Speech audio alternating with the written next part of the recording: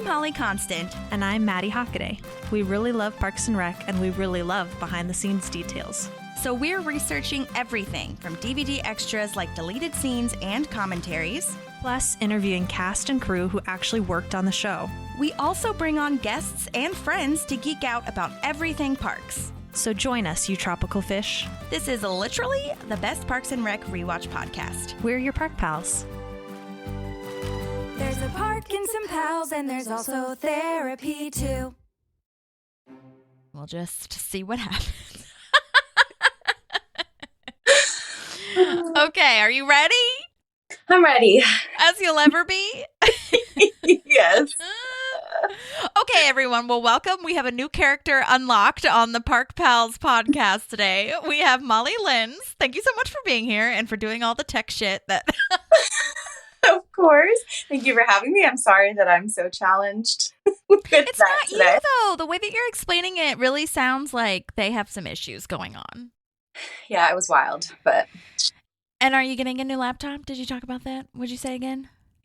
Yes, I'm getting one as soon as possible. As soon as my insurance tells me whether or not they're going to give me any money. Oh, yeah, that's right. The HOA thing. Oh, my God. And then you can use that. Woof. Have you heard of the, and this is kind of for everybody, have you heard of the, credit card thing that Apple has? No. Well, that's how I got this laptop that I'm using now. And if you, I guess this is with any credit card, but, if you pay it off before, X amount of months or whatever, there's no interest and no, start fee or anything like that. So... That's nice. Yeah, so just an option for you. I need to get a new phone, honestly, because I have an 8 Plus, ladies and gents, and it is not great for the photos. Just hanging on by a thread. Which is honestly, my phone's doing great. She's honestly, it's been great. There's no, shutdowns. The screen is not cracked. Cross your fingers or whatever that it doesn't happen. But it's just that annoying thing, and that's why I can't justify it yet. It's that annoying thing of do you have your phone that you can take a picture instead? Because my phone doesn't take good photos. And I'm just that is not worth $800 to me to be I can take photos by myself now. Yeah, that makes sense. But Catherine has the newest iPhone, and it is so good. The pictures are so good. Really? Yeah, because I, as a photographer, I don't like portrait mode on iPhones because I can tell that it looks weird. They're trying to imitate what a camera does, but it doesn't actually look right to me. But the new one looks pretty dang good. Legit. Mm-hmm. Okay. Well, good to know. Okay, I'll be thinking about that for 2024. Yes. Oh my God. Yes. Great reminder. I'll post your website or whatever. If anyone wants photos from Molly, please let us know. Thank you. She's in Nashville though, so get it together and come on down. just fly on over. Okay, so we are on Dave Returns. However, I have a bit of a recap / moment from last episode. So the episode where it's called Operation Ann, and it was a Valentine's Day episode, and there was a part where they are on the scavenger hunt, and Andy is spraying whipped cream all over one of the customers at JJ's Diners, or JJ's Diner, singular, and there is a guy who was on the episode where Leslie's trying to prove that she's from Pawnee, and so basically he's a recurring character, and I asked him, his name's Kenny Stevenson, he had sent in voice memos in the first one, but I asked him, how did you get your job again? How did you get back on the show, essentially? They always ask people to come back to, build this world of Pawnee, but I figured that, he might have something new to say or whatever, and so he sent me another voice memo, and which is very funny. And also there's moments in here where he said just keep it all in, but I didn't hear any mess up or anything. So you guys will have to tell me if you hear it. But anyways, this is Kenny, and thank you for sending that in. All right, great. Sorry this took me so long, and I'm recording it in my car. It's just crazy. This is the most craziest time of the year. So I'm sorry if the audio is a little compared to the last time I did this when I did it on my nice podcast microphone. Okay, so use that as my intro. What I remember about this episode. So I did have a line of dialogue that was cut out. So when Pratt, where I know Chris Pratt so well from the 2 times we worked together. He's supposed to pour all the whipped cream on my steak, and then I looked up at him and said, "Why?" But then they cut that out, and it was fun. I got to deliver it kind of like really dry, like look up at him and just kind of go like, "Why?" And it was great, but they cut it out. That being said, it was still like a tremendously fun day of shooting. Everybody with leave it in the podcast, everybody. See, this is where I don't know what he's talking about. Everybody on the set was really great because I had come back, and I believe Adam Scott had remembered me from the first time that I was on, and Pratt had remembered me, and it was fun to actually I did actually kind of interact with him more, and he's really fun, like ready to play, and he wasn't supposed to dump the whole can of whipped cream on it. He was only supposed to do a little bit, but we were just kind of messing around in rehearsals, and that's why he dumped the whole thing on there. And we had to shoot in the famous diner that they go to for waffles, which was really great.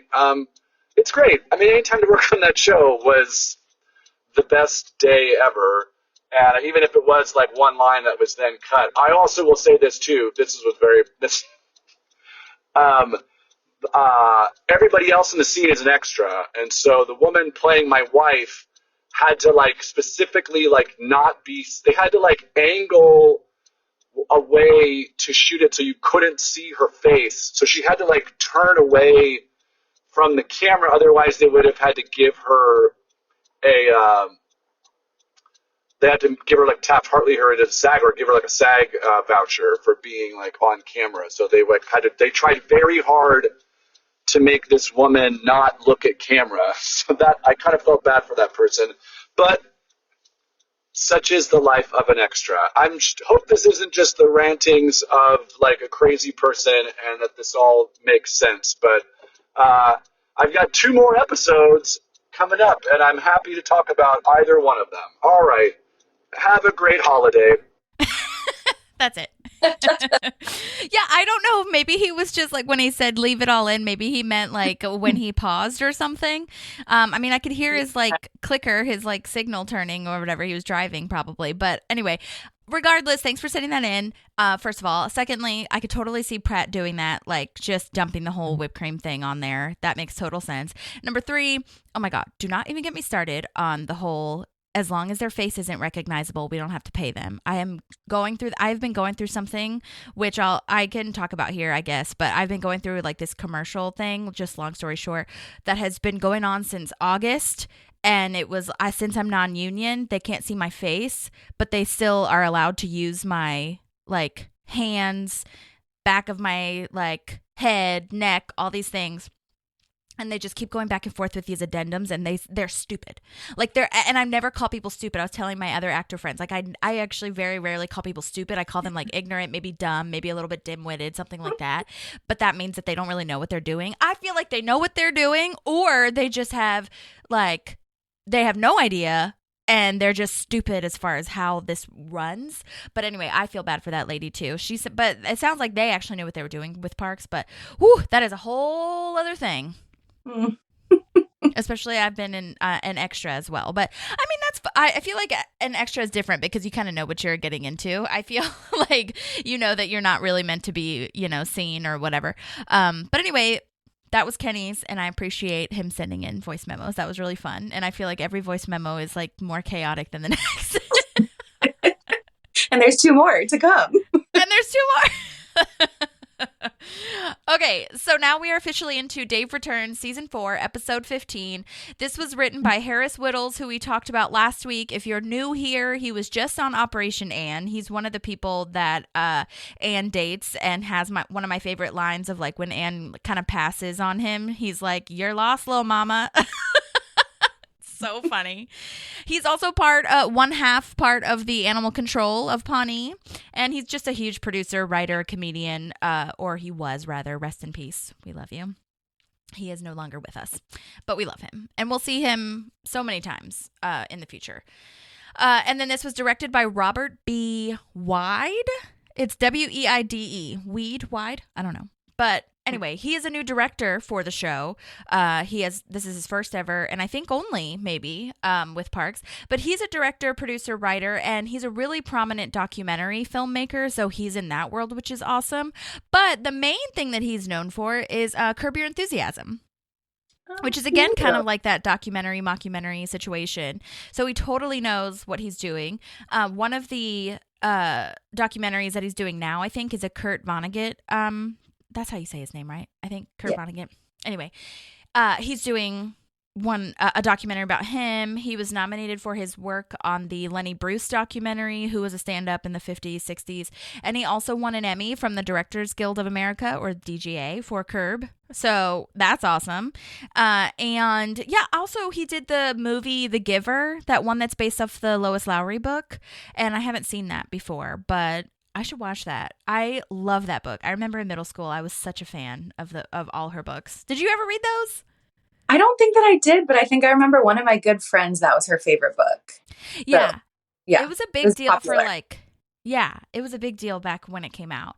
And it still is, but I think it was like one of the first like dystopian kind of, not Handmaid's Tale, but you know what I mean? Like it's not really happening, but it totally could happen kind of vibe, which was amazing.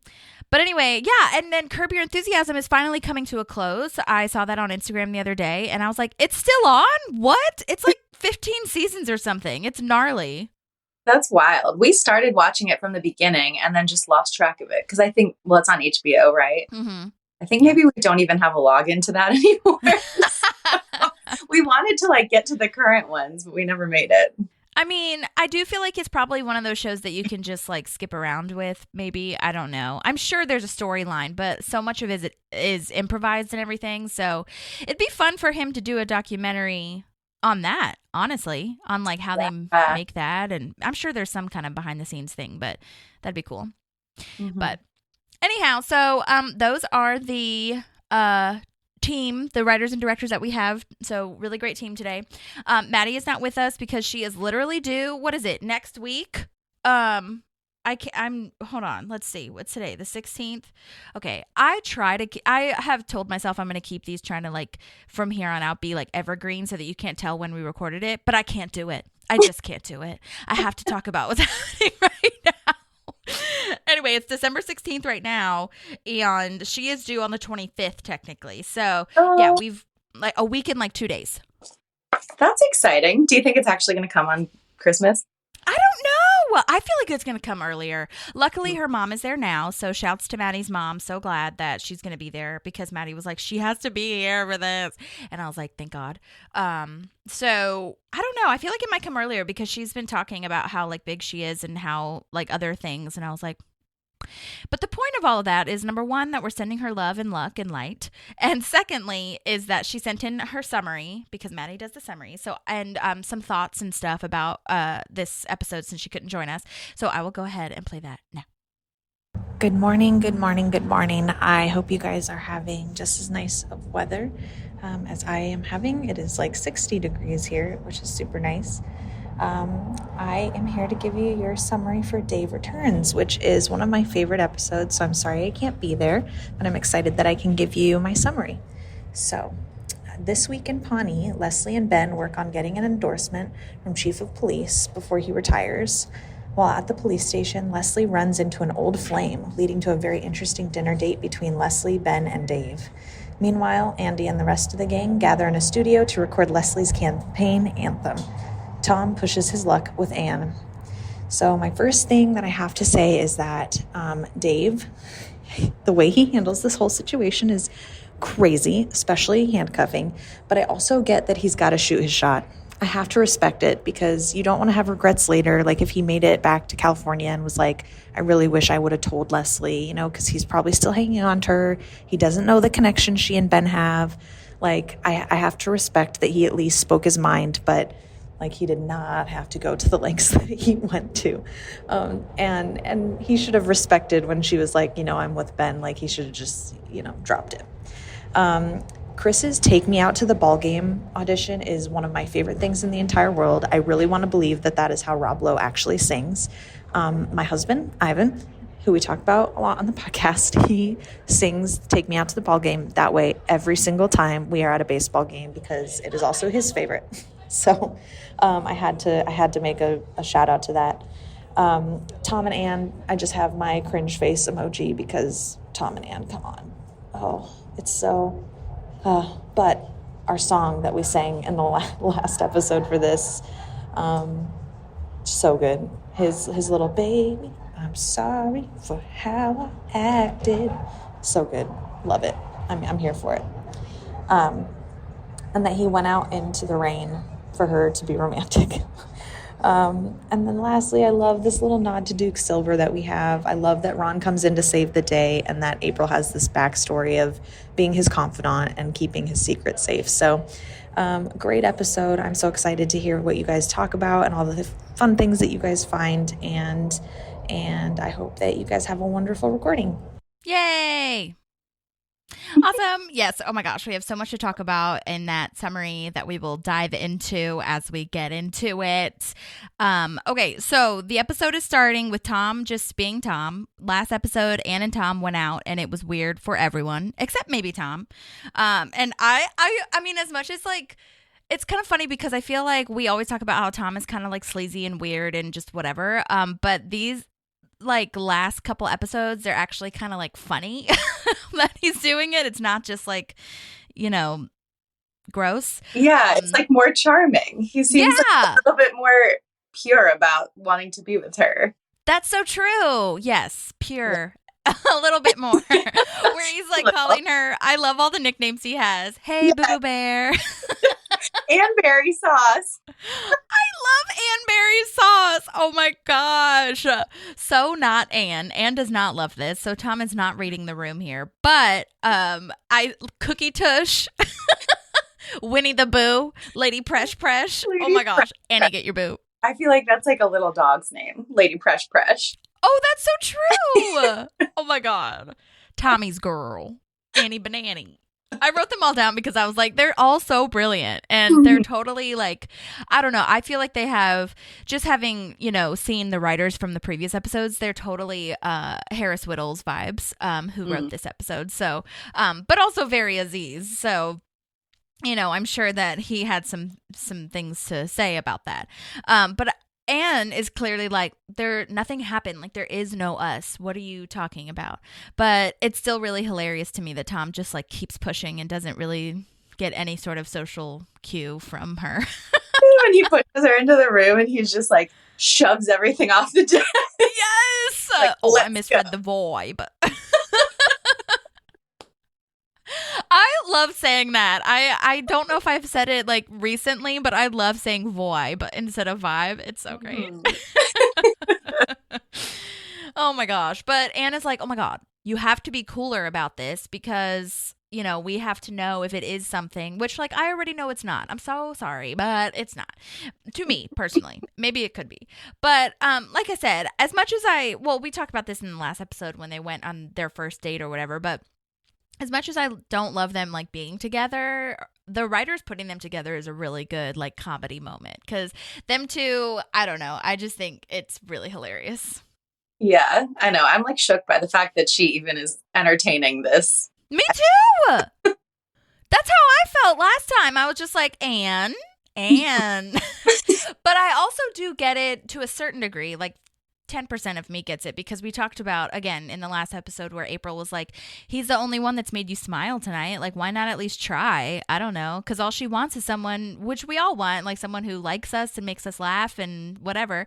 And that's like all Tom kind of did in the last episode. So like, I think she's just like, okay, fine, fuck it. Why not? You know? I do think like the juxtaposition though, like I did watch the last episode just because I was like, I wanted to get myself back into it. Yeah. And the fact that like Tom does that, like, do you think she has a little Indian in her? Oh my God. Like that whole thing, the fact that happened and then they end up on a date. on the same episode is crazy. Oh my God. It is crazy, actually. That's really interesting. Yeah, to see like from the arc of the whole thing. Yeah. And to be honest, like, well, what's wild is that like that whole thing, that whole like Indian in her, like is not about Anne at all. It's just about being a sleaze. Yeah. So you would say that for any lady that they're talking about. Oh my God. But Anna's like, don't tell anyone. Like, I told Leslie because she's my BFF, but like, don't tell anyone else. And Tom is really like a little puppy dog. Speaking of puppies, it was like, I feel like you're embarrassed by me. He's like, yeah. That is accurate. I love how straightforward she is, too. That's really important, I feel, in this whole thing of like, I'm not going to sugarcoat anything. This is what it is kind of vibe. I like that a lot. Oh my God. Oh my God. Remember Facebook statuses? Yes. Relationship statuses? Blast from the past. I love it on the screen too. It's like Tom Haverford, ... It's complicated. Yes, exactly. They totally like recreated the Facebook like screen. Mm-hmm. Oh my God. Remember, that was such a huge deal though. It was like such drama and you could see it change like in your feed or whatever. Mm-hmm. I was like, oh my God, big deal. A lot of drama. I had an ex who wouldn't have it public on his Facebook that we were in a relationship, and he kept lying to me and acting like it was set to on, but like he couldn't figure out why it wasn't showing up. And I was like, you are no, you're full of shit. Can I swear on this podcast? Yeah, of course. I already said fuck 8,000. What? That's crazy. What a liar. I know. And like looking back, it's just ridiculous. Well, in high school too, you like, I don't know, I just feel like you give them the benefit of the doubt. You're like, oh, it must not be working. Yeah, like how does tech work? How do we use Facebook? When there's clearly like other things that he's updated that are working, you know? Oh my gosh, that's so funny. Well, not funny, but like, fuck that guy. But also, do you remember when like I used to do this? I used to like say that you were like married to like your girlfriends or something. Yes, I never had one of those. I was always jealous because people seemed really cool when they had like that close friendship.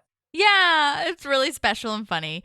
Mm-hmm. Oh my gosh. Well, it's just funny because like I'm thinking of it then and how big of a deal Facebook in general was. And now I want to delete my Facebook so bad. I don't even see a point in it for the artists. Like people keep it for artists like stuff. And I could see that maybe for, I don't know, businesses maybe where you're trying to sell stuff or like Facebook ads are working for you. But like it's done nothing for the podcast. It very rarely does anything for my like, or did anything for my music when I had it out. I don't know, like some people did, but I'm just like, I don't know. It's kind of a buzzkill, except for the memories. I do like the memories. That's kind of funny. Mm-hmm. Yeah. So anyway, I paused it on Tom's Facebook page. Speaking of ... It's complicated. And someone commented, like they set it up like it was an actual Facebook page, which was really funny. And I always love pausing on like their recreation of stuff. But basically someone commented on his wall saying, stop posting things on my wall. Who are you? That was from a Tara Jane Rose. And then there's a Jim Haverford saying, what up, cuz? How's things with E720? And I was like, what? Who's Jim Haverford? What's he has a cousin? Oh, E720 is Entertainment 720, his business. Oh, okay. Yeah. And yeah, and then his friends. So, you know how you could like see the friends. There's Dean Holland, who is a director / editor / all the things for Parks and The Office. So they put his name in there. And then I saw online that some of the other people are accountants and production assistants / like other crew for the show. So they put their names in there too, which I think is always a fun Easter egg to see. That is fun. And Tom has 43 friends. And I thought that was very little for, I don't know, Facebook. Yeah, that's like especially with how active he is on Facebook, I would imagine, you know? Yeah. But maybe they just randomly picked that number. I don't know. At least give him 100. I know. Anyhow, there's also, oh my God, also on his wall, there's someone named Lil Dopeness that says, yo, Tommy T, I'm trying to get a t-shirt. Hit me up. I just love all these details. It's so funny. So anyways, I just thought that I would share that with you because I love that. Anyway, so now Leslie and Ben, do you have any like notes or anything before that though? Nope, we covered everything I said. Okay. So now Leslie and Ben are going to see Chief Trumple, the police chief, and Ben's nervousness and fear around cops shows up again. Like, oh my God, the captain thing. Like, okay, Captain. And then he says, Dead Poet Society. I know. Yeah, he has to say, like, you know, that is Dead Poet Society. Like, that's what it's from. And I love Chief Trumple, too, of, like, you getting weird already? Like, what is happening, you know? I would also love to know this. I think I wrote this later on in the show, but now that we're talking about it, I'm just like, what is Ben's hang up with cops? Like, we never actually talk about why he's so scared of them, you know? I mean, I guess it's like a legitimate fear, but at the same time, it's not really. I don't know. Very strange. I kind of get it. I think maybe it could just be an authority thing. Like, yeah. Generally, I'm scared of anyone who I feel like I will be in trouble with. Yeah. Well, and also, I mean, he does talk about, like, later, I think he's talking about Louis C.K. or Dave when he's like, he has a gun, that kind of thing. I could see that, too. Mm-hmm. But, like, I don't know. He's a white, straight man. I think he's fine. I know. That's the other thing that I think, like, sometimes I get nervous around a cop, and then I'm like, well, probably nothing's going to happen to me. Yeah. Yeah. Well, and he has that line of like, I'm not scared of cops. I have nothing to be scared of, or I like never do anything wrong because I'm scared of cops. So like, anyway, but I would love to like have some backstory as to like why they wrote that or whatever.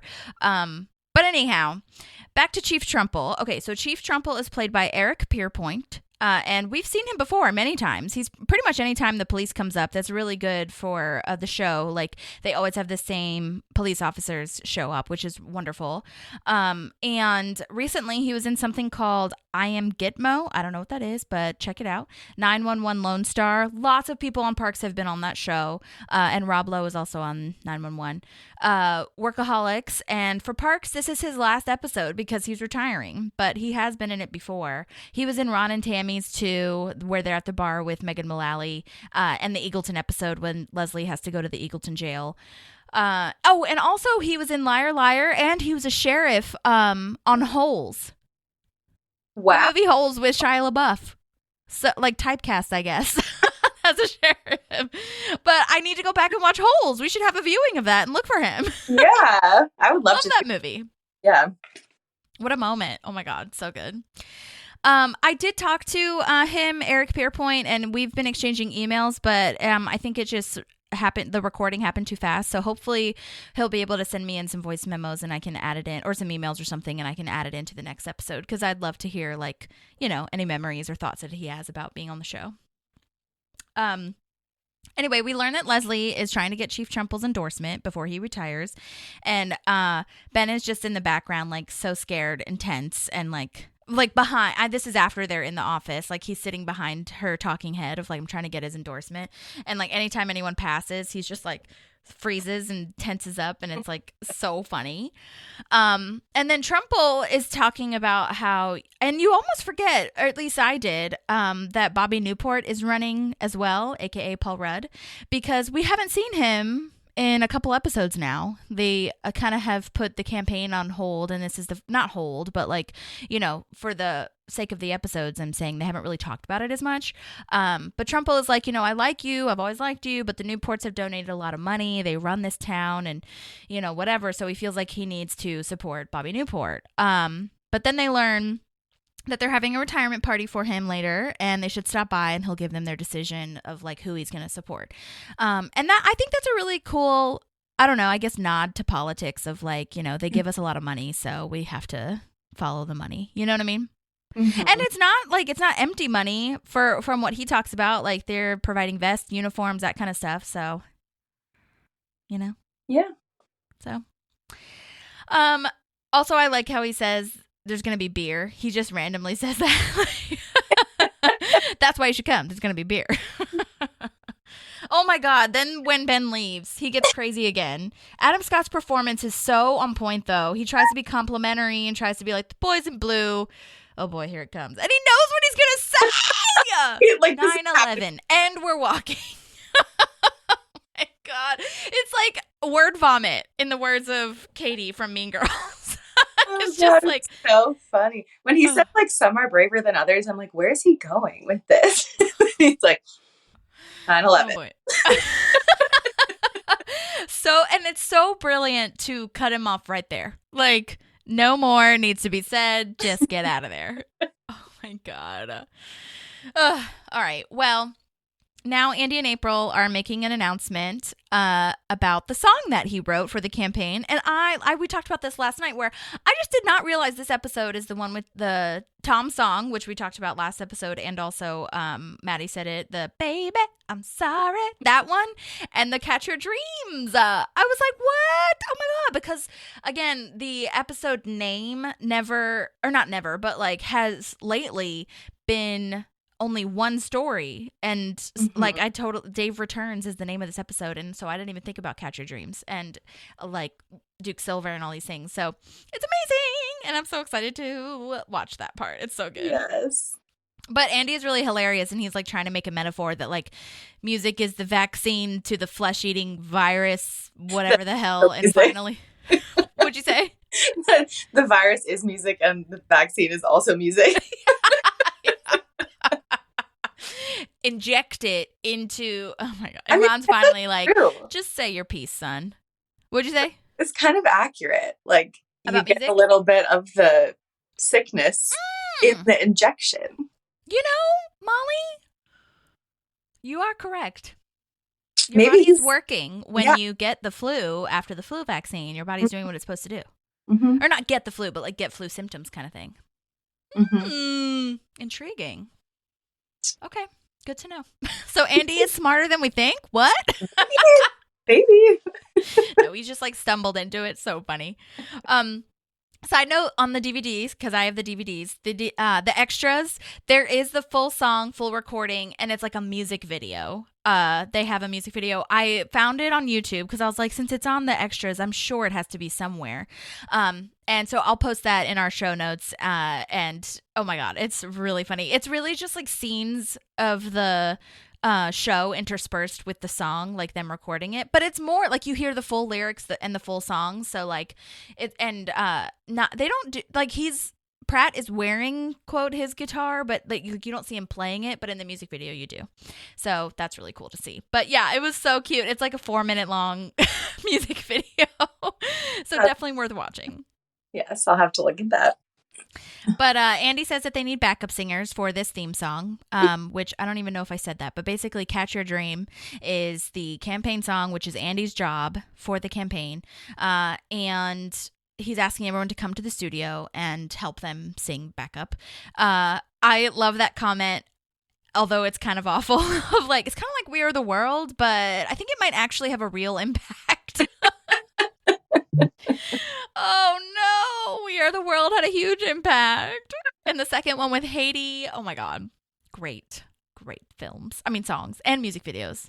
That's why I said films.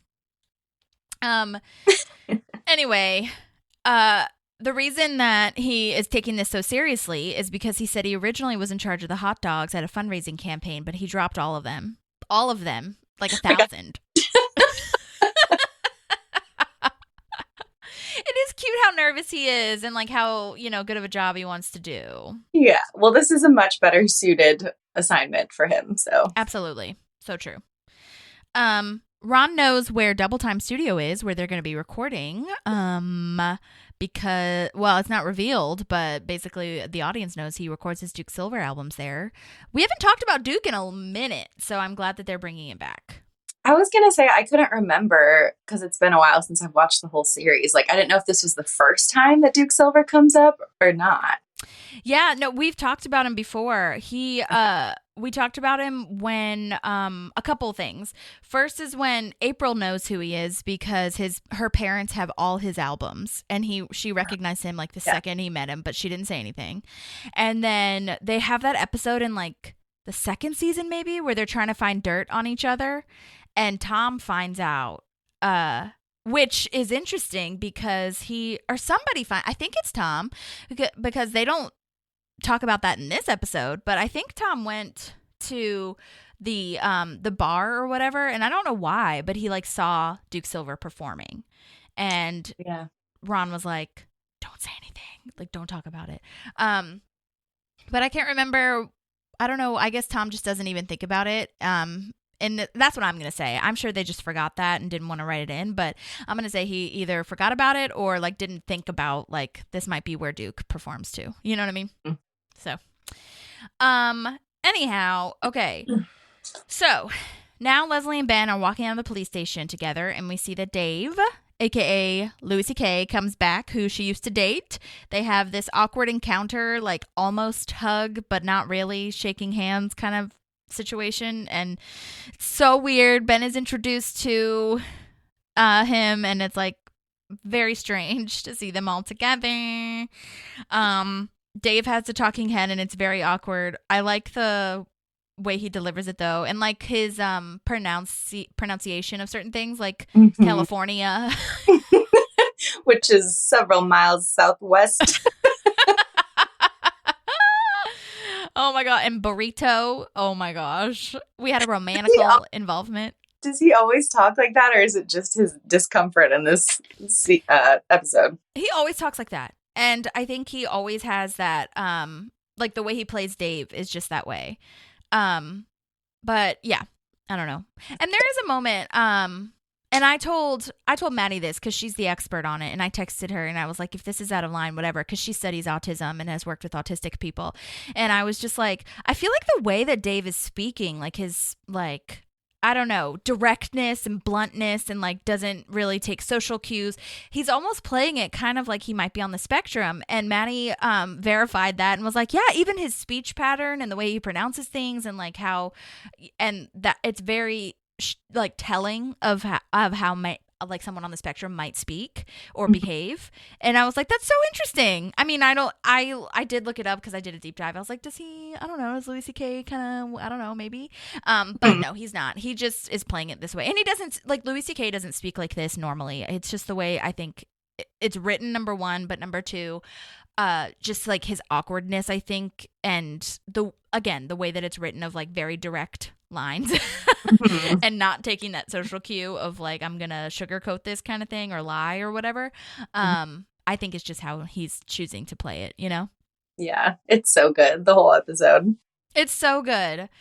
There is another talking head also at the restaurant, which may have been improvised because Louis C.K. just goes on forever and ever about how he likes Leslie's face curvature, and more about like women in San Diego, like how he's been with women in San Diego, but they were not like they were just like one nights kind of thing, and that's not Leslie. And I just think it's funny how they either gave him all that or Dave improvised that. I don't know what it was, but it was so funny, and I get why they cut it because it was long, but they got the awkwardness down. They didn't need to have that scene in there. That's funny. Anyhow, well, Dave is in town for the Chief's retirement party, and for some reason, Leslie feels the need to say that they're going to like a French restaurant. And for me, it was like, I think it's because she wants Dave to know that they're together and they're going to have a romantical moment. But then it's weird because after he says that he's going to eat a burrito at that desk that looks really sad, she invites him for some reason to come to the romantical French restaurant. Leslie, it sounds so sad that he's going to eat a donut in the office. You mean a burrito? Yeah, I guess you're right. Ben's like trying to get out. He's like, okay, bye. You should come with us to dinner. Leslie says at like the same time. And I'm like, oh God. Also, O'Flanagan's probably has food. Like, just eat there, Dave. Come on. Oh my God. Or Flanagan's, whatever they called it. Some Irish pub. Yeah. Anyhow. So, yeah. Very weird. And then Dave just agrees. He's just like, okay. So wild. Anyway, so we'll see how that goes. But I did love that Ben says, as they're walking out, Ben has this moment where he says, if you want to go out with him alone, like, I'm fine with that. Just do whatever you want to do, which I think is great, especially since he knows the history. He's not being jealous, and like he's just saying, if you want to catch up, I don't care. Also, I'm sure he doesn't want to spend more time with the cop than he needs to, but I think more so it's that he trusts Leslie to just have a moment if she needs to, Yeah, well, and to be fair, even if you are feeling jealousy, which I don't think that he is, but just being in that situation, it's almost better to not be there. Like, yeah, if they're going to catch up, it'll make you more uncomfortable to witness it than to just going to go and do that and you don't have to know what they talked about. Yeah, that's true too. It's like, especially if you have that feeling, you know? But I feel like that prompts so many people to be there to like make sure nothing crazy happens. Again, which is so not what Ben is doing. But I'm just like, that just makes everything worse. Just go be by yourself if you want to catch up, you know? Oh my God. But I do like that, that they showed that part of like Ben's acceptance kind of thing. Mm-hmm. And then Ben is in the background in the car, so nervous. Again, every time a cop passes him, even though he's in the car, like protected by a car, he like flinches when they come past him. Oh my God. Side note, these parking lot shots that they'll either be in City Hall parking lot or they'll be here at this parking lot, like wherever there's a parking lot that looks like this. It's usually at the CBS Radford lot in Studio City. They just use their parking lot, and I've seen like extras, and I've talked to Shauna, our camera operator, and she always says that they're usually just in the studio parking lot, which I think, for me, I think that's interesting because like it's just a scene, so like why would you go to a location, you know what I mean, or just like a scene, just like a second. So like, you know, I also don't understand quite, maybe it's just because I've never been in this position before, and if you have, please tell me, but like I don't super understand why Leslie wants Ben to like Dave as much as she does, you know? Yeah, I don't know. She said like he's very important to me, but yeah, I would only understand that, I think, if they were still friends, but it seems like they're like in contact. Yeah, that's how I felt. Where when she said that too, or when Ben said that, somebody said it of like, I know he's important to you kind of thing. And I was like, they don't seem to be keeping in touch, first of all. Yeah. But secondly, like, so like, yeah, like you said, if they were friends, I could understand it. But maybe it's because she did have like a really deep relationship with him when they were dating. So maybe that's why he's important. I don't know. Yeah, I agree. I feel like if he's not in your life right now, like, why would you care? Yeah. So, I mean, I could see like, I'd like them to get along and whatever, but they did that at the police station, kind of. Yeah. They don't need to go to a French restaurant. Yeah. But anyway, so yeah, write in, folks, audience, if you have ever been in this position. Okay, so now we are back at the recording studio, or not back, but we're like back with them, and now they're at the recording studio, and Ron sees a poster of Duke Silver and takes it down so no one will notice, and it's really funny because Andy is standing right in front of it and he doesn't notice, which I don't know honestly if Andy would notice even if he was staring at him in the face, you know what I mean? Yeah, the sunglasses. Mm-hmm. And the fedora takes it all out of Ron, essentially. But anyway, April's the one that knows because, like I said, her mom has all the records. So she agrees to help him hide this. And it really is so wild how long he's managed to keep this a secret because the town is small, and I don't know. I mean, I know he performs in like Eagleton and not necessarily Pawnee all the time, but like people in Pawnee know him and like they would know his face, I feel. So it's very intriguing to me. He's just a secretive dude, I guess. I guess because also his persona is so different too. So maybe if you don't see him with the sax or without the sax and like without the charming kind of like suave, swoony vibes, you wouldn't think about it. Yeah, that makes sense. Yeah. Anyway, I'm not sure who plays the engineer. Chuck is what they called him in the show. He's not listed on IMDb, but I was really interested because I was like, that'd be so cool to like hear from him to see how it was like being behind the booth, you know? But well done to him. I think he had great facial expressions for how for no lines and everything. The way he reacted was great. And then we see the whole band is here. Mouse Rat. The whole band is, playing on this song, and that's so exciting because we haven't seen them in a minute. I don't even know how long it's been. We saw them at April and Andy's fancy party, aka their wedding, but that was like a hot minute ago. So Anyway, our friend Burly, aka the guitar player or the electric guitar player, has been so great and always sends us messages and always sends us like memories that he has. So I messaged him again, and he sent me an email back, which is so exciting. And he sent a picture, which I will have to show everybody. I'll post it on our Instagram. But anyway, I love the line that he has where Andy wants to play it live as if it's a live thing. And he's like, we have to play it perfectly every time? No, Burly, play it imperfectly. You mean unperfectly? Or what? Or no, unperfectly. You mean imperfectly? It's just a hot chaos mess, as in what April says. I know. Anyway. So funny, like just that concept that they're not good enough to to play it well. Oh my God. Oh my gosh. He's like, wait, but like, we you have can to do it. Like, you can have that live feel. I don't know why Burly is so freaked out. I guess he just thinks that it needs to be so perfect or something. Mm-hmm. But then, I guess the way Andy says it too, it's like the live feel.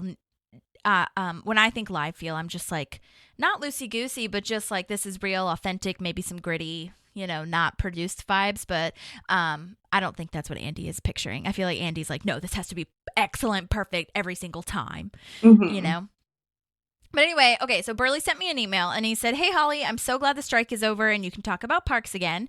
This was honestly my favorite episode to shoot. We basically hung out in a studio together for a few days. So much fun with the full cast, tons of laughter, way too many alts and fun runs, tons of improv, none of which ended up in the episode. We jammed a bit too. I hopped on the drums and Rivers took the guitar. Mark Rivers is the drummer and he also writes all of the songs for Mouse Rat, which is amazing. And he wrote, well, I just said that part. He didn't say that. Back to the email. We both play multiple instruments, is what Burly said. I'm not really in touch with Rivers, sorry, because I asked. I haven't been able to get in touch with Mark Rivers, and I'd love to interview him because I want to know all about Mouse Rat. Anyway, Burly said, I've attached a super grainy pic I found from one of the shoot days. Someone shouted, Burly, quick, cast pic. And I jumped in. LOL. The late, great Harris Whittles was such an incredible guy. Brilliant. Have a great holiday season and hi to Maddie. So, yay, thank you for Burly for sending all that. That was really great. And no, I didn't. I was going to say I would have loved to seen the improv scenes or like, I don't know, versions of what they did, alts and stuff, but that's not in the deleted scenes on the DVD extras, so I'm just going to imagine they had so much fun. I can't even imagine. Like jamming too. Oh my God. Because they all actually play the instruments, Yeah, that would be very fun. I wish we could see some footage of that. I know. But then I asked if it was at a real studio, and he sent that it was at a real recording studio called Entourage Studios in North Hollywood. Sadly, it's closed for good now, and it looks like I was wrong with the date on that pic. We filmed in December of 2011. I think he wrote 2012 originally. But Entourage Studios, yeah, I emailed him back and I was like, that's one of the saddest parts of this job or my duties of this is finding who or what places are actually closed. There are so many places that they film that were like staples in the community and they're not there anymore, which is very sad. But nevertheless, they happened and they were there. I wonder if I can pull up the picture that he sent me so you can just see it in real time because it is really cute and the director is in it as well and Burly or not Burly even though he did send that the director and Harris Whittles the writer. Oh, cute. Yeah, it is very great. But the guy in the yeah, it is. The guy in the middle is the director and then Harris is like the one in the middle of Tom and Tom and Chris. Oh, and then that's Burly all the way in the back. He must have been on drums, like he talked about. But anyway, and then Alan Yang, who is the bass player, is right there. Mm-hmm. And he is like a huge backbone, which we talk about this all the time. Writer, producer. He was just like a huge part of Parks and made it what it is. And then Mark Rivers obviously was the drummer that we talked about, and I'm pretty positive he got cut out because I don't see him, but I do see like a body right there. And I'm just like, oh no, I don't think I see Rivers. But anyway, so I thought that was really nice, so thank you, Burly, for sending all that information. That was wonderful. So exciting. Okay.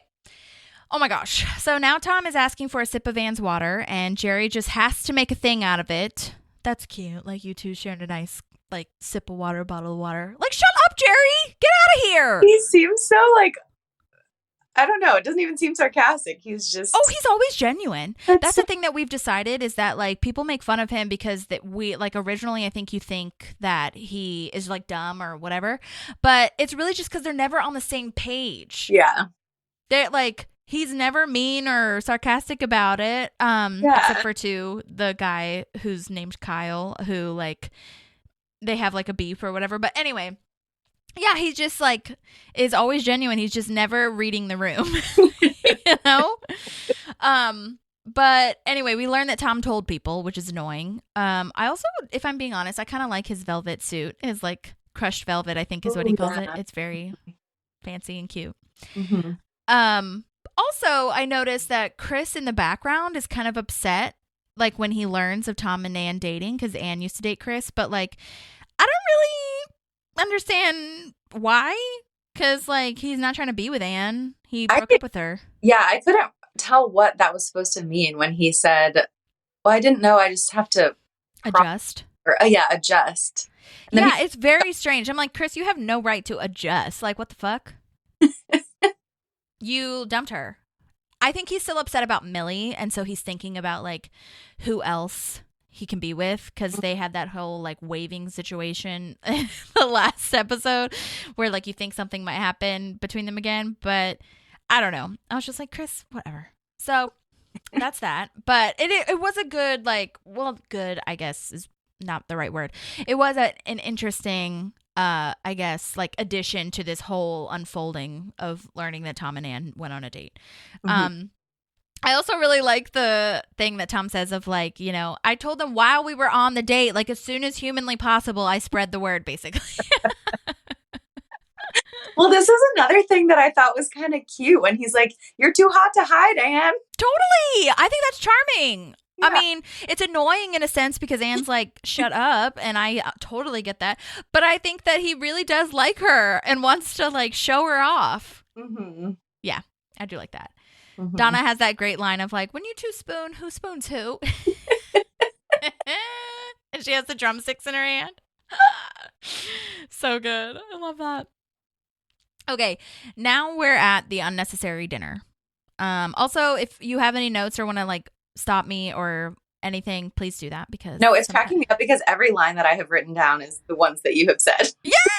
Oh my gosh, it always happens that way. Oh my gosh, perfect. Okay. Well, but seriously, cut me off because sometimes I, you know, go crazy.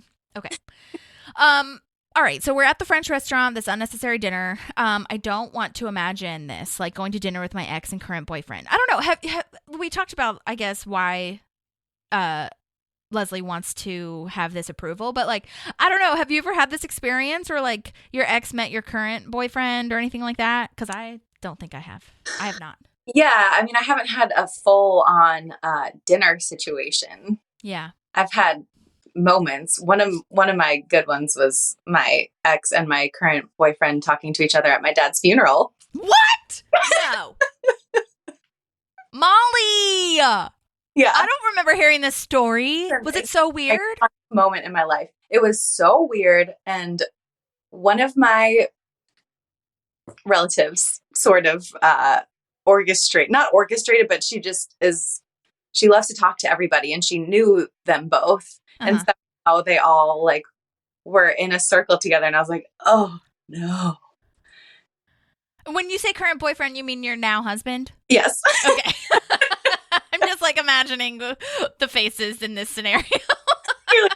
Exactly who you're talking about. Oh my God, that's wild. Was the other one the one who shall not be named? Yeah. Okay. It was one of the most bizarre. I mean, I can't believe that guy came. Yes. I mean, I guess that's nice to pay his respects. He and his whole family all came separately. Like, wow. They all drove like 2 hours. It was so nice. And I just like the weirdest emotions of like seeing this ex who I hadn't seen since we broke up, I don't think. And then obviously all of the emotions of being at my father's funeral. So it's like, you can't have enough space for all of those. feelings happening at the same time. Absolutely. That is gnarly to like process and think about. Yeah, it was wild. So, oh my. Go. Did you ever find out, I guess it's really not important, but did you ever find out like what they talked about, or was it just like a hi, how are you vibe?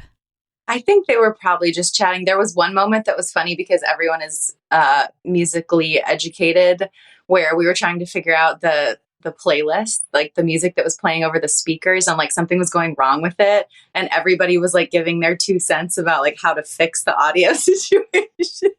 No. Stop it. Yeah. Wow, what a crazy wild ride. Yeah. Well, I'm glad everything was like civil though, but maybe just a little awkward, just like it is here. You know what I mean? Yeah. It was fine. But still so crazy. That is a TV show episode right there. I know. Wow. I know. Yeah. Mm-hmm. Okay. Well, wow. I actually would love to hear.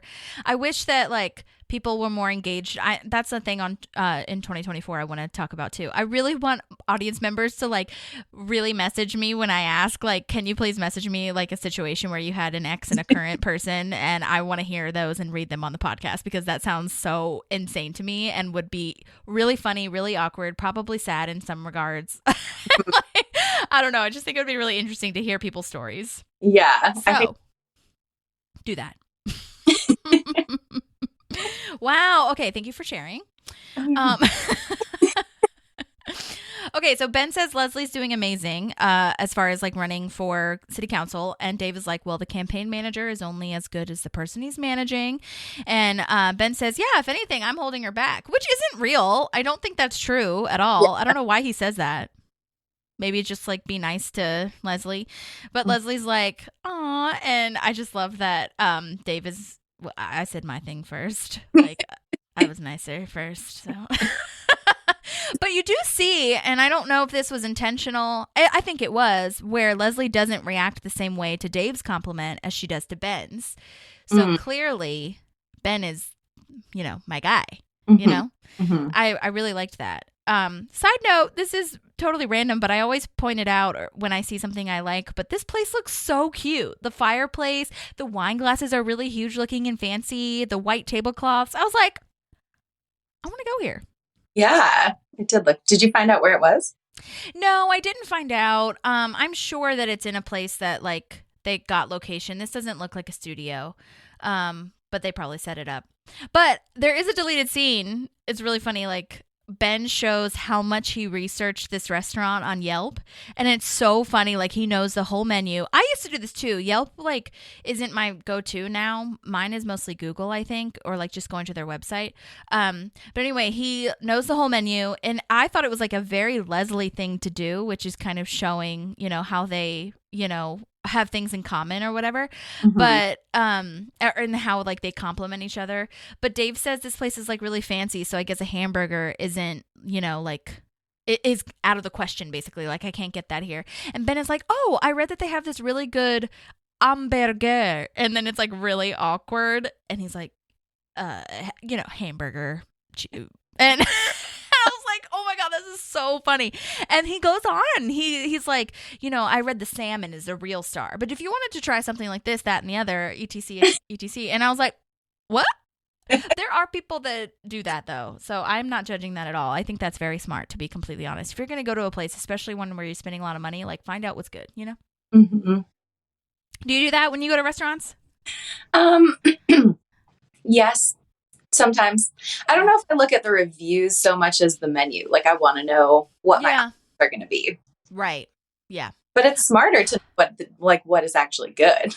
Right. No, you know, now that I say that, I used to, like I said, I used to do it all the time, but now I don't know like what the best thing is anymore. I think I do that on Google sometimes, but I heard that somebody told me, maybe it was Brooklyn, my sister. I think Brooklyn told me that Yelp like pays, or the restaurants pay Yelp something where it's like it's not always accurate, the stars or whatever. So, and Google is better to look. So, because like people just will randomly put their reviews on there. So I don't know. Anyway, so just thought I'd share that. I definitely do what Ben used to do, or Ben does. But anyway, Dave says he can try to get Trumple to endorse her because they're friends, and that's nice. Like, but then Ben has to go to the bathroom, and Dave remembers that she calls it the Whiz Palace, and they all think it's cute, and it's just this really sweet but like weird moment where they're like bonding over the person they used to date and the person they're dating now, and it's just very strange, but it's also great at the same time. It's like such a mix of emotions, as you were talking about. But anyway, Dave drops this bomb immediately after Ben leaves that he's still in love with her, and he says it like he cuts her off basically. And there's a talking head also in the deleted scenes where Dave says like, I'm gonna tell her tonight that I am still in love with her. But I'm glad they did it this way instead. I think it was really good to see, like, for the audience to be like, what the fuck? Yeah. Yeah, that was way funnier to just have it come out of nowhere. Mm-hmm. Yeah. And then he tries to backtrack, and Leslie's like, this is a terrible time to say that. Like, why would you do that right now? And then he's trying to, like, explain, but then Ben comes back and does this, like, awkward, cute Wissingham manner. Like, he does this thing with his head. He's like, Wissingham manner. Yeah, like shakes his head back. Yes, totally. Oh my God, he's trying to be like funny and cool. And honestly, after the way he acted in the police station, being all awkward and weird, he's doing a great job of like being, you know, calm, cool, collected, funny, like charming, sweet to both of them kind of thing. I thought he was really doing a great job. And then all this happens, like relaxed is what I really mean to say. But oh my God. And then it's awkward. Like, because no one laughs at Wissingham Manor. And he's like, another name for the bathroom that I thought of. Oh, God. Anyway, all right. Well, now we're back at the recording, and Ron is so into it. I love seeing Ron into it. He, like, snaps his finger, like, to the mic on the beat. And I was like, that's amazing. You can tell that Chris is terrible. I don't know if they did this on purpose, but you can, like, hear his voice specifically and how bad he is. That's so funny. And then Andy stops the recording, and I love this line so much, like how Maddie is about it, like recording, but then like he wants to be nice at the same time. Is that a joke? Are you joking right now? Because that was hilariously, awfully funny. How bad that was. It's so cute. Oh my God. And then this is where the line is, of Chris asking Tom, like, so I overheard you, like, saying that Anne, you know, and you went on a date, whatever. It's just, like, I have to adjust. And I'm just like, do you? Do you? But whatever. Yeah, that was very strange. I didn't get the intention of that. Yeah. Yeah. I think, I don't know. I feel like it's a mixture of, like, him being weird about Millie and thinking about, like, who all he's dated before, thinking about Anne, how he could have had her, and she was, like, really great. And Leslie had that line in the last episode of, like, you threw her out like day-old chowder or whatever. And I'm just like, yeah, Chris, like, I don't think you need to explain. But it is what it is. Yeah. Okay. I have seen all of Parks twice probably through. Mm-hmm. I have never really paid attention to the lyrics of Catch Your Dream, and it was cracking me up. Like, don't let it fly away. So good. Shackle it to your heart. Very aggressive. Right. It's like the opposite imagery of what you normally hear. Like, you just capture it. Yeah. Catch it. Yeah. That's true, actually. Don't let your dream see the light of day. Although, you know what? It is interesting now that you say that, of like how we perceive / talk about dreams. We always talk about it kind of aggressively, where we're like, chase it, track it down, run after it, and follow it, instead of like, maybe let it come to you, or like you have a symbiotic relationship with it. But that is interesting, but especially the like lyrics of, it's very like flowy, the melody and everything, but like the lyrics are really hilarious. Don't let it fly away is really hilarious to me. I love that. Oh my God. You got a dream. You're gonna chase it. It's so good. Oh my God. The best. But yes, that is a great thing to bring up. Okay, so back at the dinner with Leslie, Dave, and Ben. Ben is being so great, like we talked about, asking how Dave's job is going. And Leslie's like, so you're leaving, like, when are you leaving? And then he has to, for whatever reason, say that he's flying through, like, Seattle or something, which is... I feel like he definitely was like, just so you know, so that you can come on the flight with me back to San Diego because you're going to love me too. Like he has this idea that she's going to like follow him to the airport. Yes, I got to tell you my itinerary. Oh my God. And then we have kind of another bomb dropped where Dave says he might be staying because he is here to interview for Chief Tremple's job. And Ben is really nice and is like, that's great. Oh my God, you should totally do that job. You could endorse Leslie. And Leslie's like, no, you don't have to endorse me. Like, there's plenty of other great candidates, like, whatever. And I was like, Leslie, oh my God. But then this line, I think this is my second favorite line. You look like I could use some company. So good. Oh my God. And I think Ben or whatever, both of them are like, what? And Leslie is like kind of in panic backtrack mode of like, no, we've caught up. We talked about San Diego. We're good. You know, it's fine.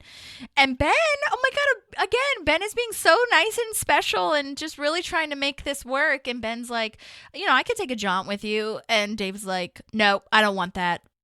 What? Oh my God. It's so weird. And Ben is like, okay. But then, you know, Dave's like, well, I'm a man of my word. I said I would go, and so I'm going to go. That's so funny to me. I guess I'm a man of my word. Like, I have to go by myself now, I guess. Oh my God. And then Ben, once he leaves, Ben is again being so nice and saying, like, this is going so well. Like, honestly, how are we doing? Like, I think we're doing really good. And Leslie breaks the news that, you know, Dave is in love with her.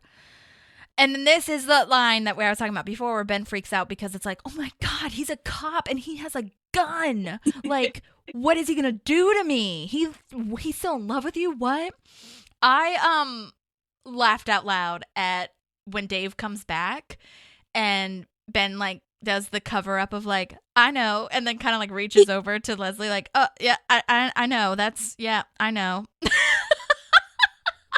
Having a lighthearted conversation. I feel like I've done that. I don't know in what context, but I feel like I've definitely like had a cover up situation or something when I don't want someone to hear me. Mm-hmm. But it's like so hilarious. It also really reminds me of like, I don't know why. I guess it's just because it's like a lie, but like sometimes I'll be like walking down the street or somewhere and I'll pretend to be on my phone so people don't like look at me or like talk to me.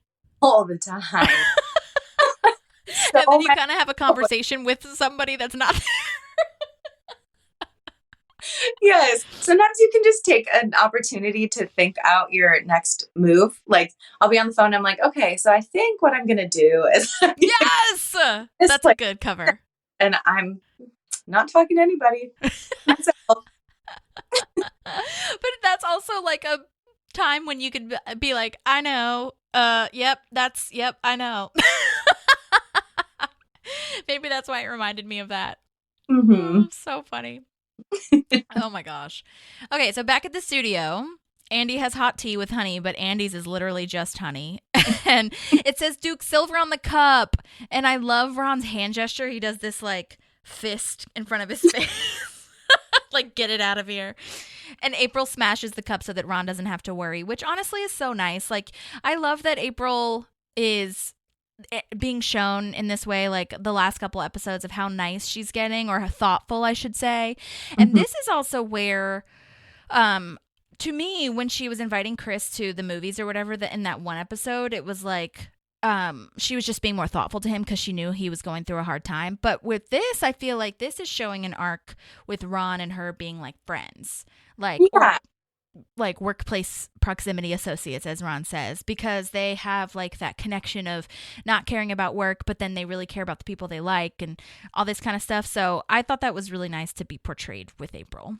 Yeah, it was very sweet. Mm-hmm. And like her destroying things is totally in character, so it's like a good cover. You know? And I feel like their marriage is just so good that he's just like, I love it. I love it. Exactly.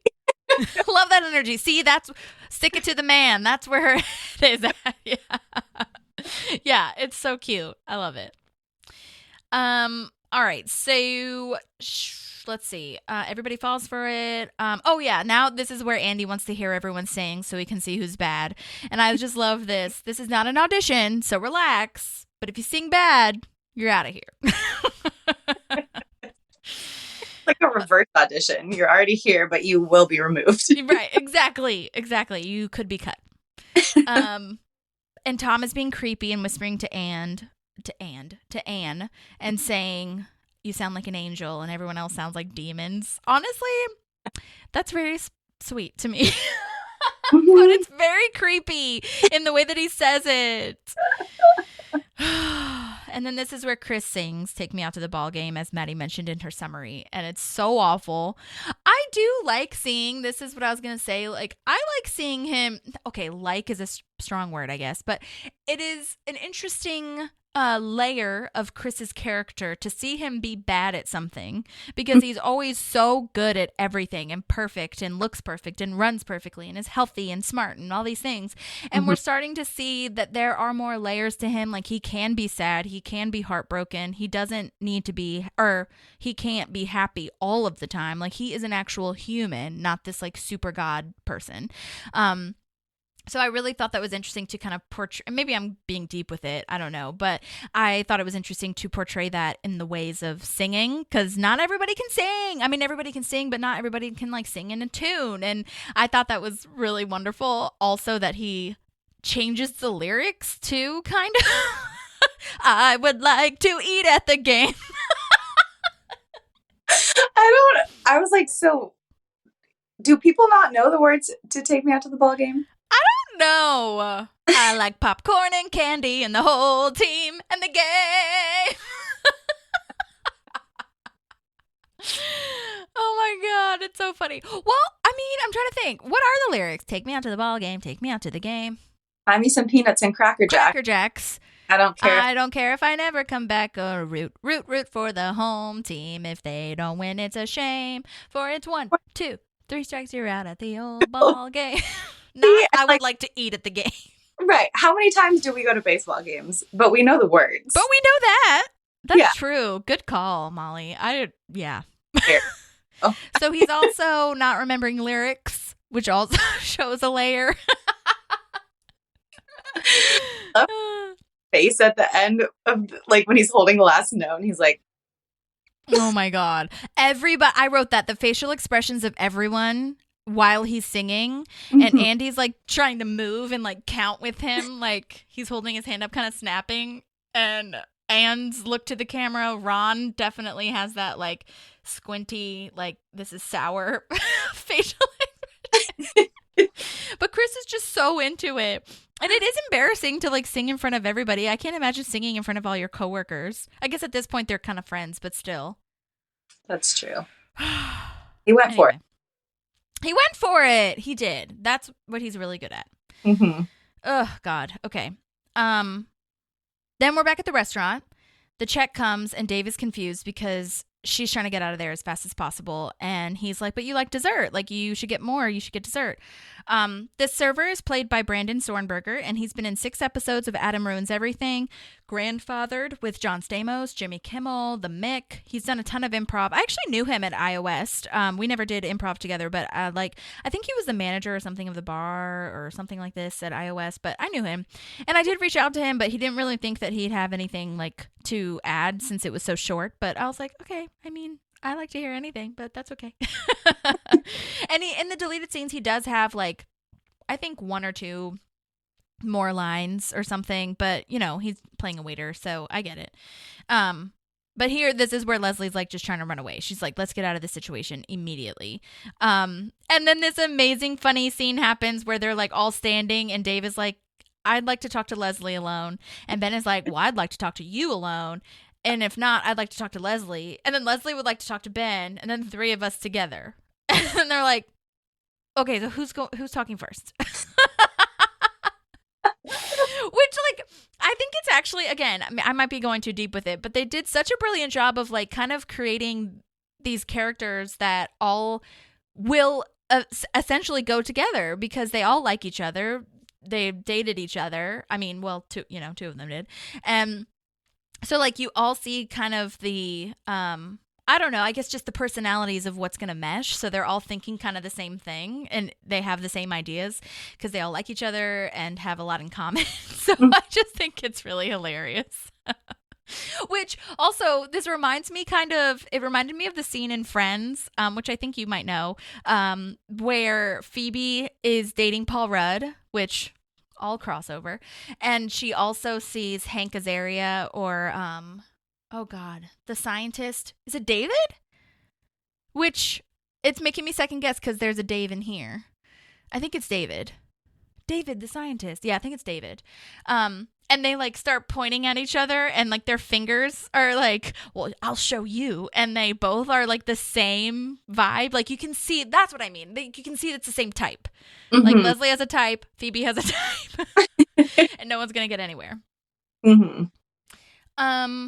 Back at the studio, we're running the song again, and you can hear some harmonies in there. It is happening. I think Rashida is decent at singing / can hold a tune. Tom comes in, stops the song with flowers, and he's like, I don't care who knows. And Anna's like, duh, I care, dummy. And Anna's like, no, we're done. I'm good. Which I think is funny. And then Dave is talking to Ben in the men's room, and this is funny.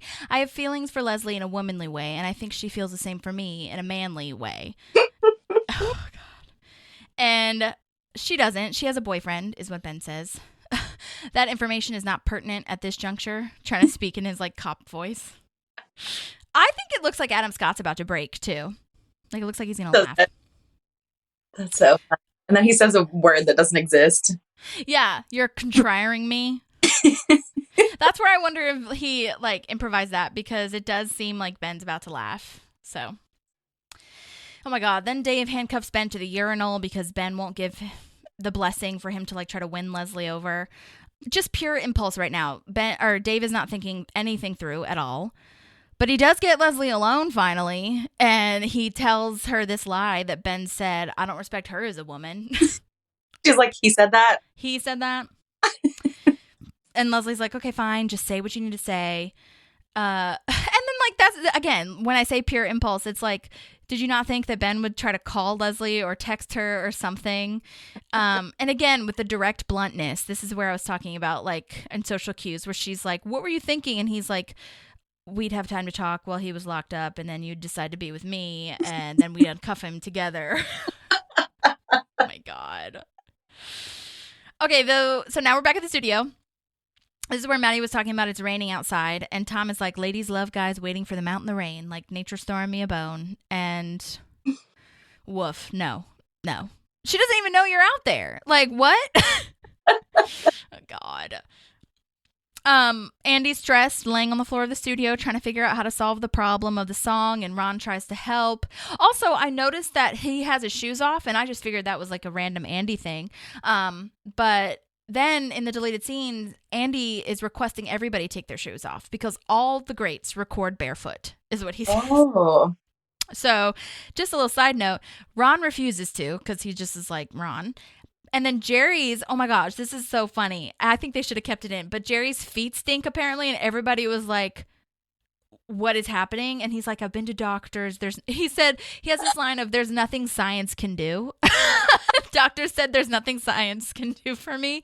And then Andy like is like, just breathe through your nose or whatever. And he's like, you can taste it when you breathe in. It's so like nasty thinking about that. Ugh.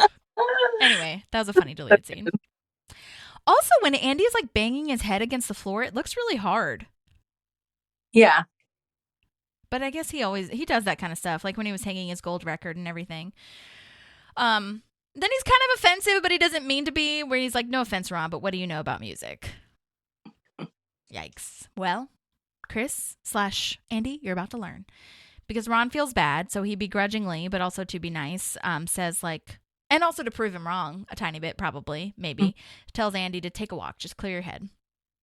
And I think it's really funny because I guess Ron must have this relationship with the engineer because he just makes like the sax like gesture, like he's playing air sax essentially, and the engineer's like, yeah, got it. You know.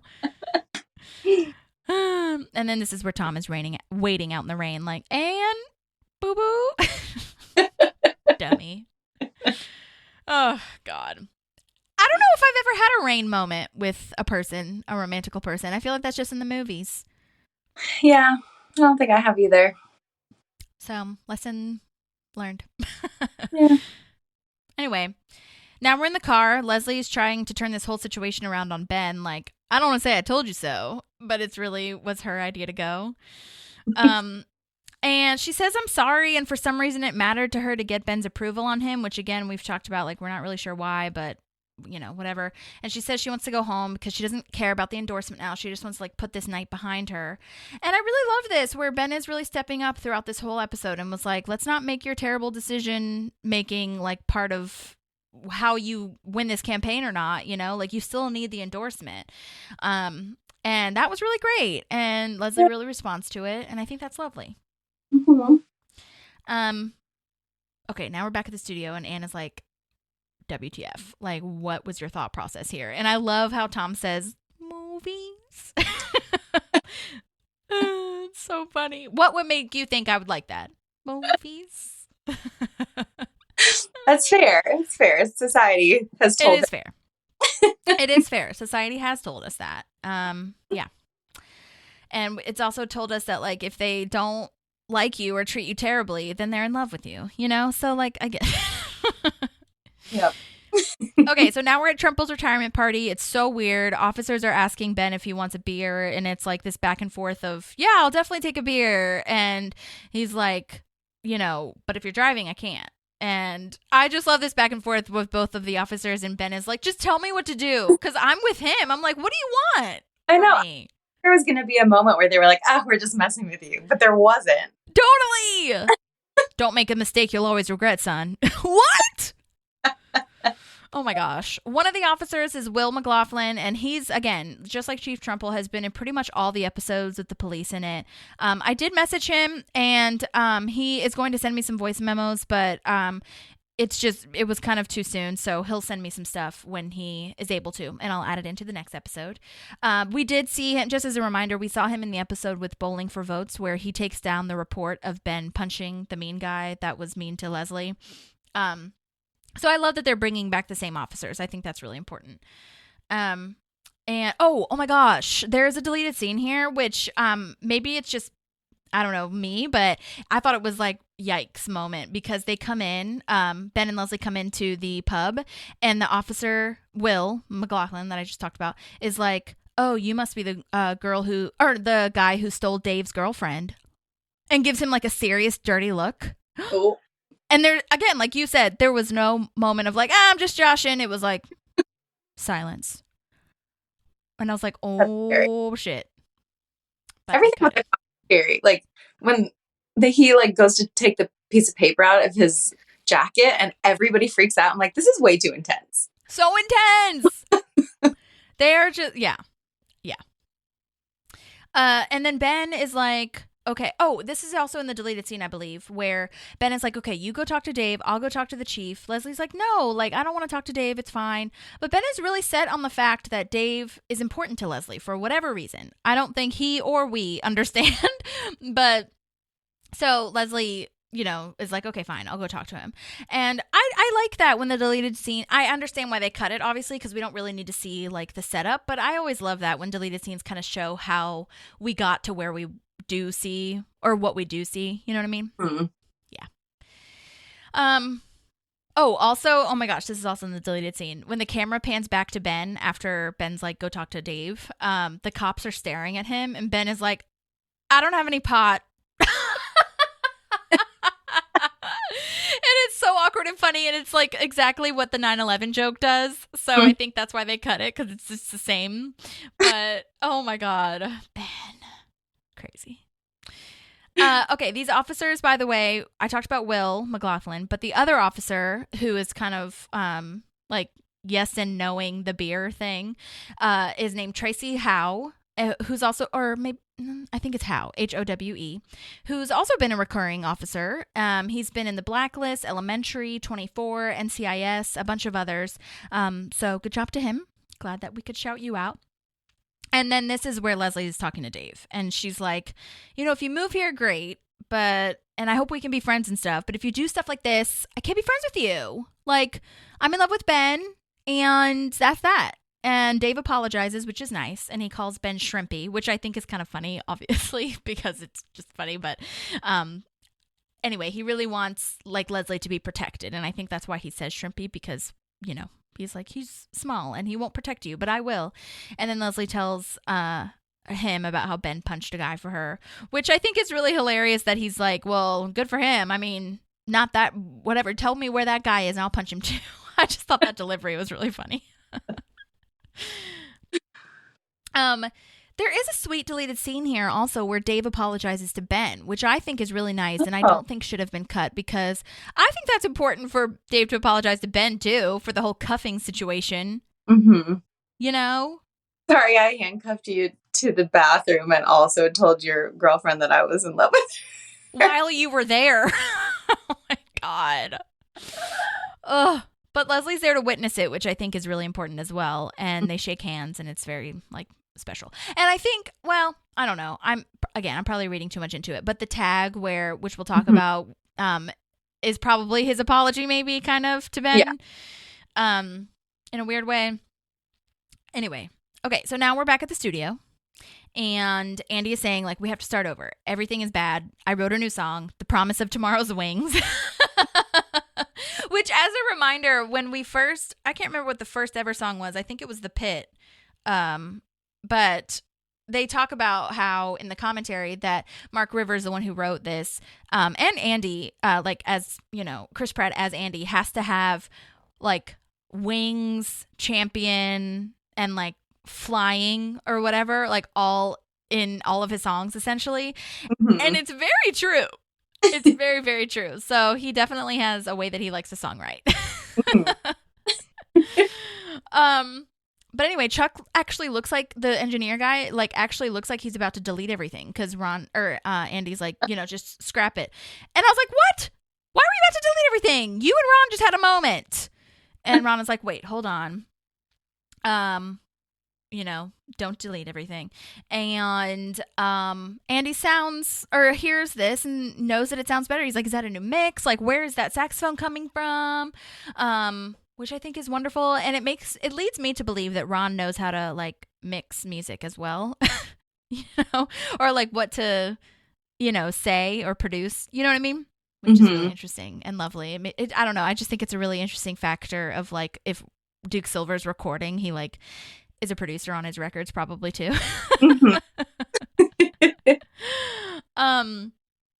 Oh my gosh, this is where Jerry finds a flyer of Duke Silver and April like smashes the cymbals to distract him. That looked real though. Like that's not a good thing to smash the cymbals right next to your ears. I did not think about that. I hope Jerry's okay. Do they make like prop cymbals that look like they're making a sound, but they're not really? I guess they could have.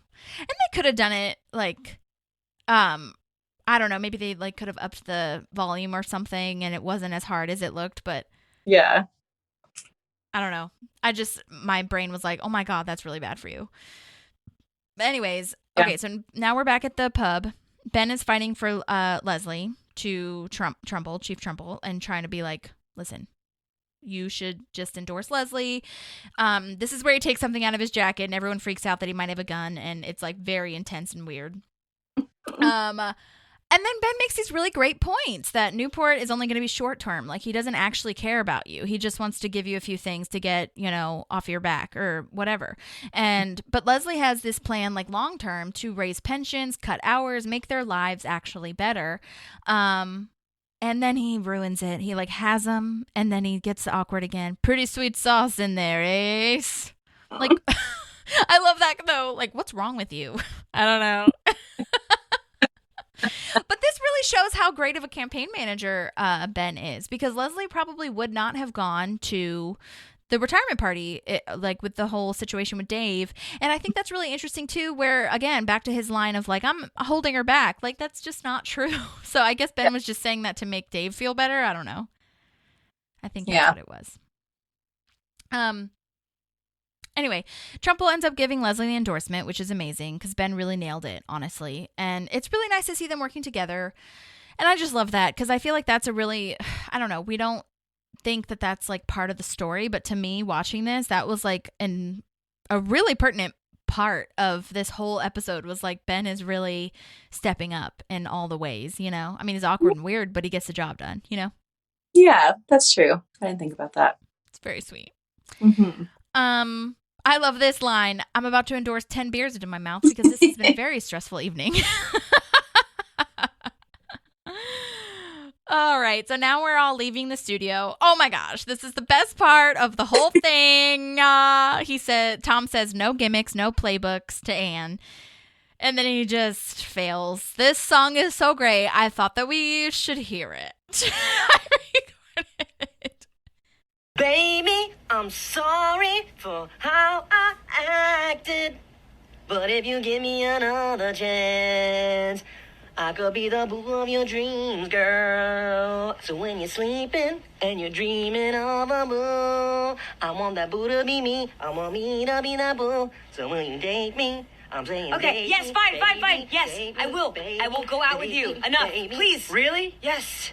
Dude, you wore me down. Just stop singing, please. I would love to know also who wrote this? Was it Mark Rivers? I could see Alan Yang writing this too, because I know him and Aziz Ansari have a lot of like similar, familiar things. Or like, was it just the lyrics and then he added in the melody? I don't know. It was just so perfect. Love it. So funny. That like sticks in your head. Like it does. I want me to be that boo. Oh my gosh. And at the end, will you date me, baby, date me? Oh my God. It's like a kid saying like, mom. You know what I mean? Oh my God. 4 sweetest words in the English language. You wore me down. I feel like I would react so differently. I don't know. Like, would I be super into it? Or would I want to slap him? Or would I do what Anne did? I can't decide. Hard to put it to the test. That did make me laugh, though, because there was somebody who, I don't know if this was a podcast I was listening to. There's someone who says you never hear a man say, like, you know, she just wore me down. Like, you hear that at wedding speeches where it's like the guy wore the girl down, she gave in, and now they're in love. But, like, it's never the other way around. That is so funny. That really reminds me. I always think about this with Big Bang Theory. Do you watch that show? Mm-mm. Or have you watched it? Okay. I watched it a while back because I had never seen it before. It's on Max, HBO. And that's how the main two people, Penny, I think is her name, the blonde gal, and the one with the glasses. Again, their whole love line is, he just wore me down. I just decided to stop fighting it.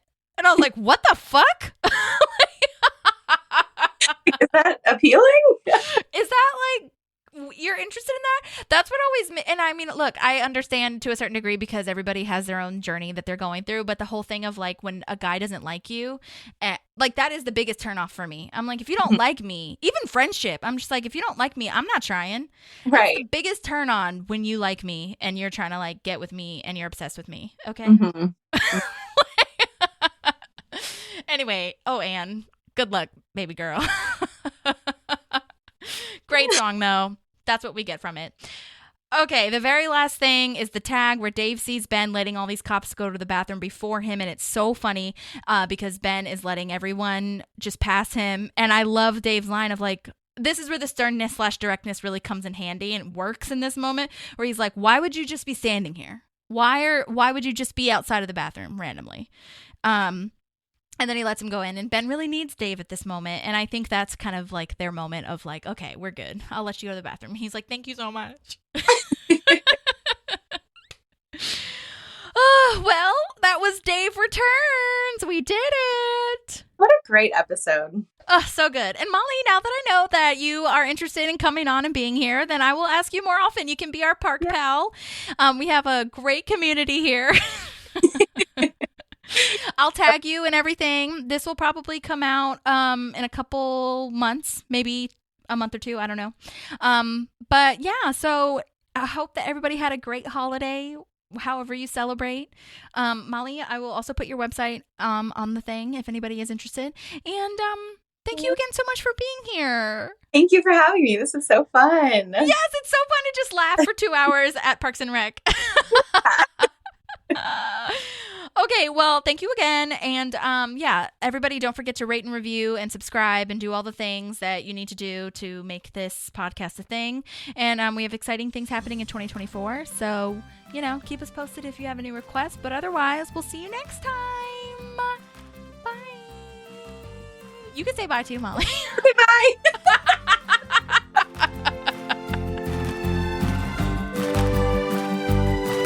There's a park and some pals, and there's also therapy too.